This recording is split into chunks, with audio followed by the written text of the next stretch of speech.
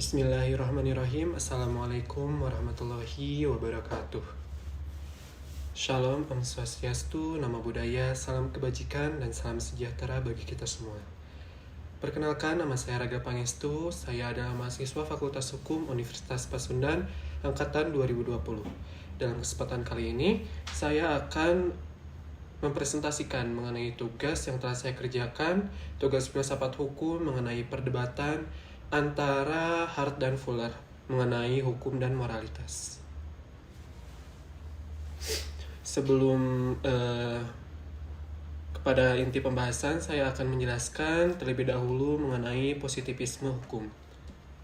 Baik, perkembangan ilmu hukum dalam wacana intelektual di Indonesia nampaknya mengalami stagnansi. Hal ini antara lain terlihat dari indikasi bahwa para ilmuwan hukum dalam penelitiannya selalu berorientasi pada hukum dalam konteks formalisme, yaitu hukum hanya dapat dilihat dan dipelajari dengan kacamata hukum itu sendiri. Beberapa peneliti hukum menggunakan hukum sebagai alat analisis dalam melihat permasalahan hukum, tanpa mempertimbangkan aspek sosial, budaya, politik, dan ekonomi. Yang menjadi ilmu dasar dalam kurikulum pendidikannya, ada pepatah klasik yaitu di mana ada masyarakat, di situ ada hukum, atau ubi societas ibi ius. Adalah pepatah terkenal dalam tradisi hukum Yunani. Pepatah tersebut menunjukkan bahwa hukum ada karena masyarakat. Dalam masyarakat, hukum berfungsi sebagai alat untuk memenuhi kebutuhan masyarakat atau individu berupa keadilan. Perkembangan ilmu hukum dalam tatanan wacana intelektual duniawi akhir-akhir ini sangat berkembang mengikuti perkembangan ilmu-ilmu sosial dan humaniora. Hal ini terlihat melalui bagaimana ilmu hukum berkolaborasi dengan ilmu-ilmu lain dalam menjawab permasalahan hukum demi terciptanya hukum yang efektif dan berkeadilan, khususnya aliran filsafat hukum. Misalnya saja di Amerika Serikat, muncul studi hukum kritis atau dikenal di Indonesia sebagai gerakan hukum kritis yang menentang tradisi dan gagasan positivisme hukum dengan menciptakan teori hukum kritis berdasarkan teori ilmu sosial. Tidak hanya itu, terdapat juga perkembangan pada aliran hukum lainnya, seperti kajian sosiohukum, jurisprudensi, sosiologis, realisme hukum pragmatis, historisme, dan sosiologis hukum. Namun berbeda dengan perkembangan wacana hukum, di Indonesia yang didominasi oleh positivisme hukum dan tidak jelas siapa yang dimaksud oleh ahli tersebut. Akibatnya, para ahli hukum di Indonesia cenderung lebih sering disalahpahami dibandingkan dipahami. Dalam sejarah ilmu hukum, penyebab munculnya aliran positivisme dalam ilmu hukum juga merupakan bentuk interupsi terhadap kegagalan gagasan absolutisme kekuasaan dalam memberikan keadilan dan kepastian terhadap kasus-kasus hukum yang digagas oleh aliran naturalisme hukum. Tidak hanya itu, munculnya positivisme hukum tidak lepas dari perkembangan ilmu-ilmu empiris seperti sosiologi dan fisika. Jika kita menelusuri perkembangan ilmu hukum di Inggris, positivisme hukum bertumpu pada sosiologi deskriptif, ilmu sosial. Dalam hal ini, sosiologi melakukan penelitian untuk mendeskripsikan dan menentukan fakta sosial.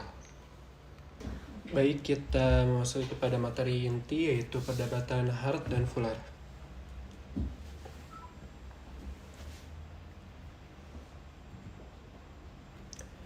Perdebatan Hart dan Fuller pernah dimuat dalam tinjauan hukum Harvard pada tahun 1958. Perdebatan tersebut merupakan tanggapan mereka terhadap doktrin keadilan Rothbard mengenai persidangan pasca Perang Dunia Kedua, khususnya dalam kasus The Grudge Informant. Dalam kasus tersebut, pengadilan Bamberg mengadili istri seorang tentara Nazi Jerman yang dihukum oleh pemerintah Nazi karena menghina pemimpin tertinggi Nazi pada saat itu, yaitu Hitler.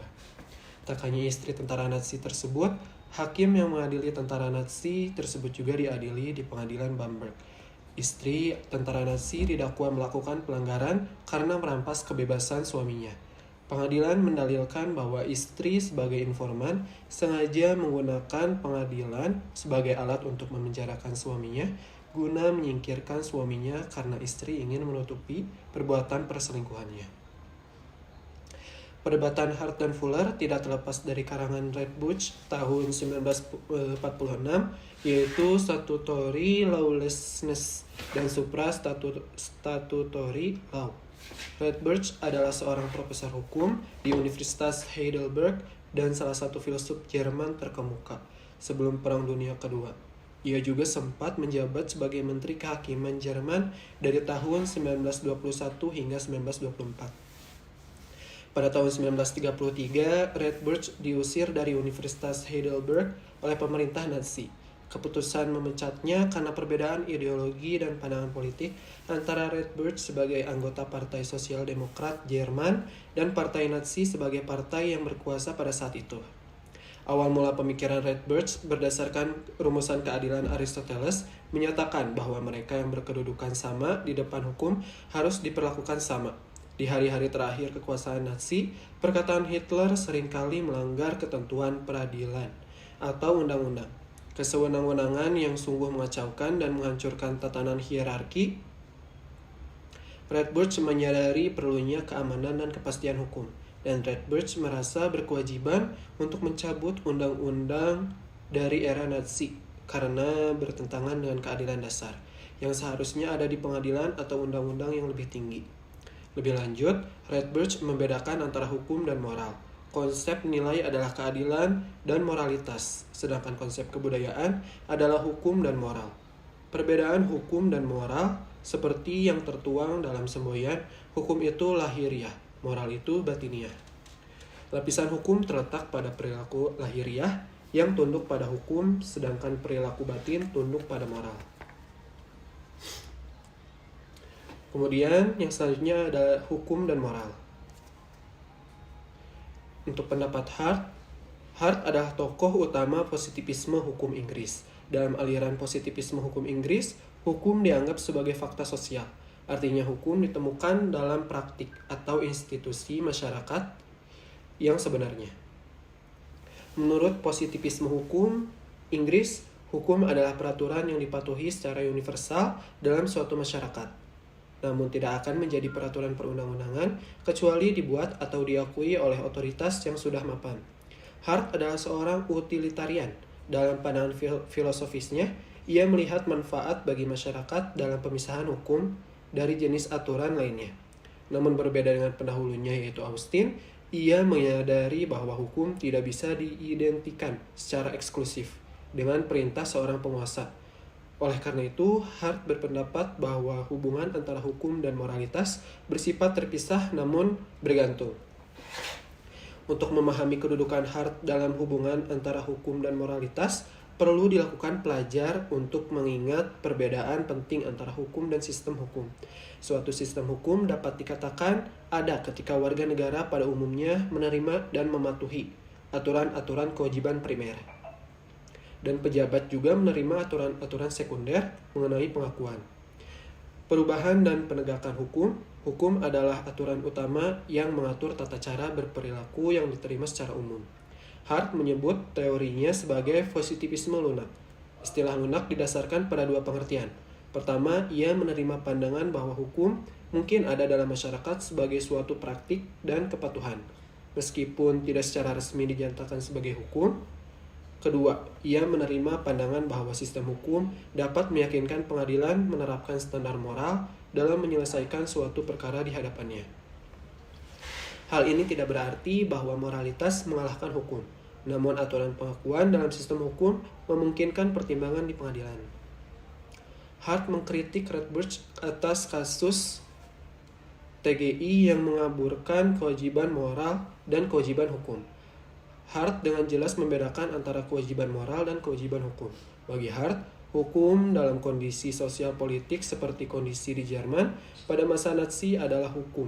Namun syaratnya adalah seorang memilih untuk mentaati hukum yang tidak manusiawi karena adanya kewajiban hukum atau tidak mentaati hukum karena kewajiban moral. Berikut pendapat Hart mengenai kasus TGI.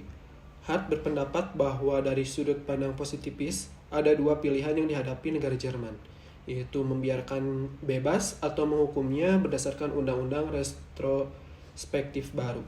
Artinya, Hart berpendapat bahwa dari sudut pandang positivis, ada dua pilihan yang dihadapi negara Jerman, yaitu membiarkan, bebas, atau menghukumnya, berdasarkan undang-undang restoratif yang baru.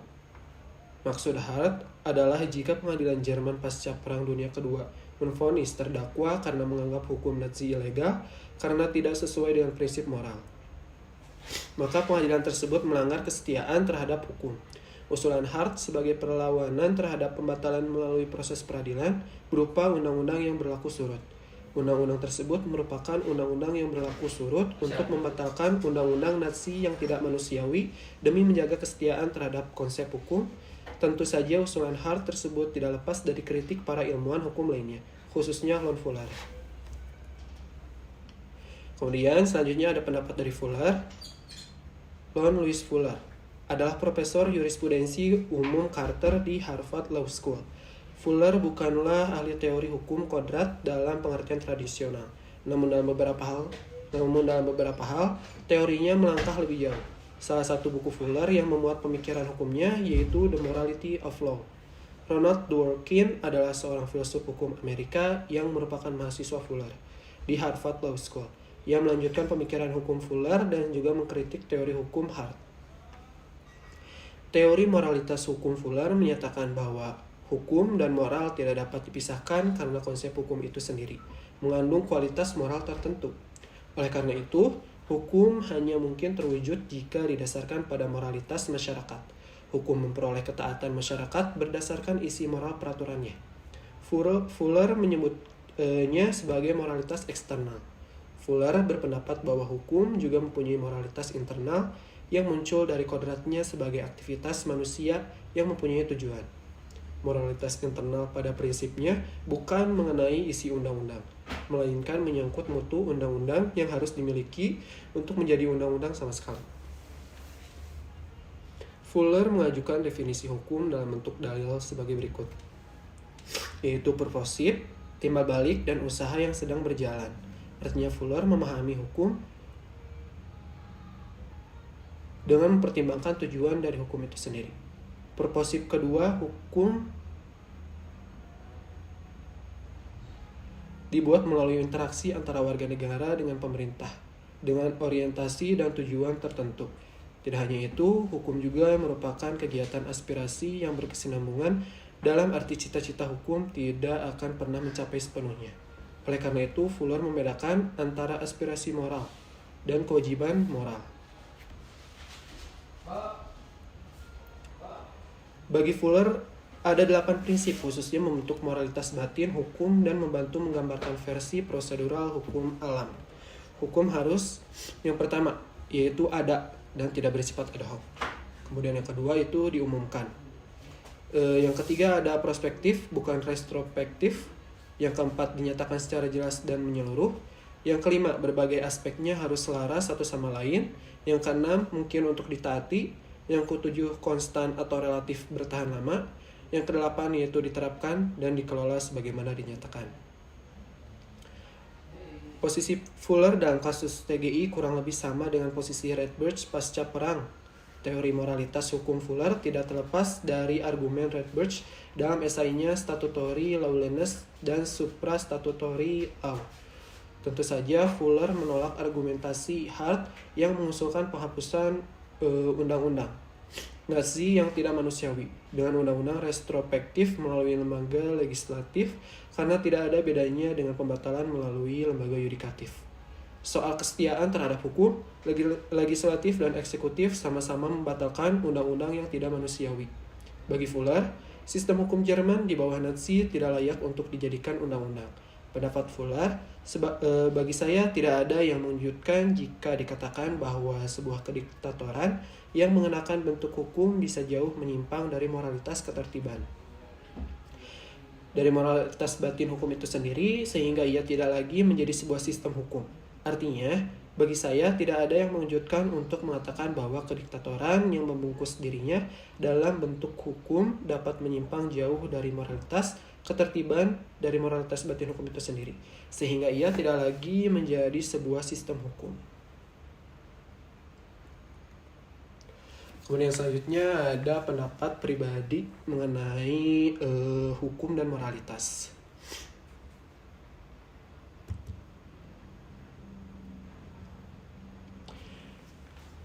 Pendapat pribadi saya, menurut saya hukum dan moral itu saling berkesinambungan.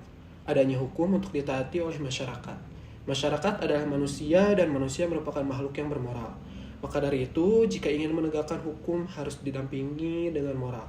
Dengan moralitas dapat menegakkan hukum yang sesuai dan adil, tidak sewenang-wenang dan tidak terkekang oleh zaman.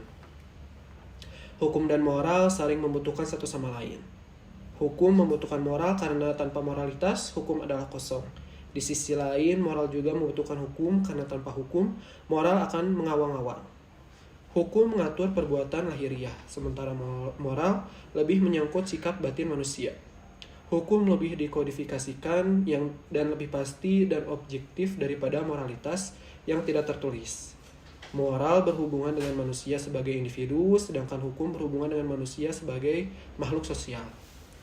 Hukum yang buruk secara moral meskipun sah tidak perlu dipatuhi.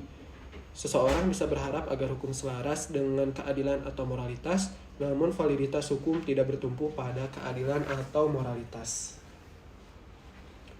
Kemudian ada pendapat saya tentang perdebatan Hart dan Fuller.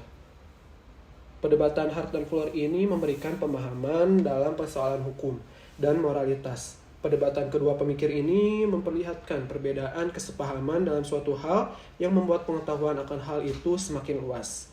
Dengan adanya perdebatan ini memberikan bahan untuk berpikir bagi kita sebagai pelajar dan juga peneliti hukum. Perdebatan ini sangat bermanfaat untuk kemajuan ilmu pengetahuan dalam bidang hukum, terutama hukum di Indonesia. Mungkin cukup sekian yang dapat saya sampaikan. Terima kasih atas perhatiannya. Ijhadu wa taksal wa takun gofilan fanadamatul uqba lima yatakasal. Billahi taufiq wal hidayah wa ridha wal inayah. Wassalamualaikum warahmatullahi wabarakatuh.